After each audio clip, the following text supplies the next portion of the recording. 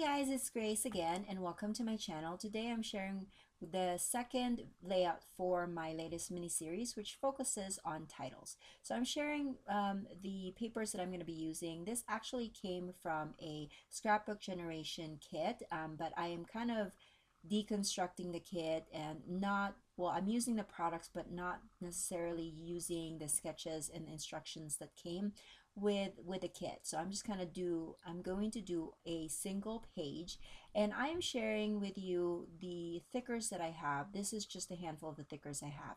And what I did was I went to Word Finder. I just googled Word Finder, and that's usually you can use that kind of website for, if you're playing Scrabble. And so I picked 6 packs, and then I jotted down all of the letters that's left over on that specific pack, and then I would plug that in onto the Word Finder website, and then it would produce a bunch of words. And so I pulled out 2 different words. The words were being and joyful, which I thought fit perfectly for this specific page that I'm making. So that is my tip for you today, is that if you have leftover thickers, or if you have any alphabet sticker sheet that you just have a handful of words, why don't you go online and Google Word Finder, and that will help you to figure out maybe some words that you haven't really thought about, and that will give you a prompt or a jump start for a good title for your page. And it just so happens that the titles, or rather the colors of the thickers that I use, matched with this paper line from Fancy Pants, so I thought that that was perfect as well. So here I'm just basically pulling together the layout. I have three by four vertical, or no, sorry, horizontal photos on the left, and then I have one 4 by 6 photo on the right. And these photos are just of me and my children, and also my sister and her family when we went to a local park here in the area, and we just took pictures, because they were visiting from East Coast, and I wanted to document that.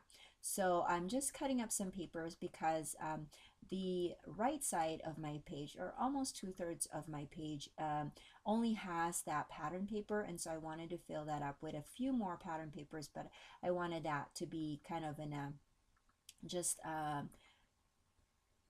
strips of paper with notches on the ends of it, just to kind of give it a little bit of design, so it's not super plain on the bottom of that 4 by 6. And as you can see, I haven't adhered anything because I am working on, like, my design for this particular sketch, or for this particular page, was kind of on the fly, so I haven't adhered anything.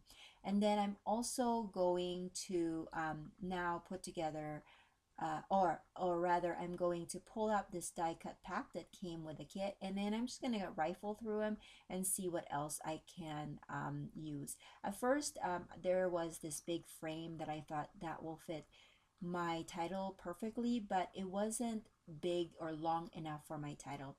And my title, actually, if I adhered it onto the pattern paper, it was kind of getting lost, and so I stuck a vellum in between it just to make that stand out. Then I also added a punched border between the photo grid and also the pattern paper, just to kind of give it a little bit more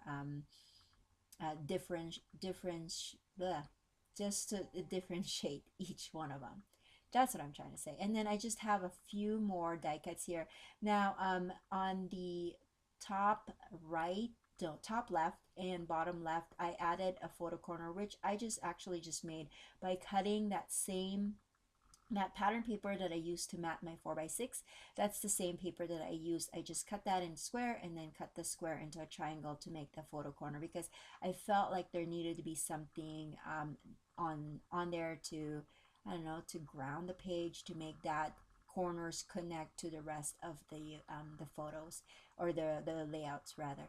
And then now I'm just playing around with the die cut placements. I wanted to see where they would all go well, and then I'm pulling out these flowers and just kind of seeing where they would go well. And some of the die cut shapes I adhered just with some glue dots, but some of them I also popped up with some foam adhesive just to kind of give it a little bit more interest and dimension. And then for my journaling, I just cut that, or I typed that up and then cut that up into strips and then put that on the bottom of the page. And that's basically what my page would look like.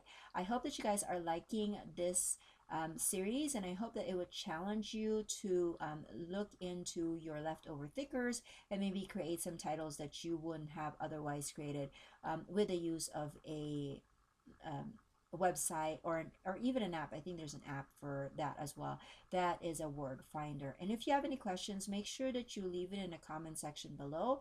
And if you are liking these videos, please give it a thumbs up. And if you are following along, kind of making this as a challenge for yourself, please share your layouts or links to your layouts so I can see that and be inspired by your creations as well. And that's all. I will catch you guys on the next video. Bye.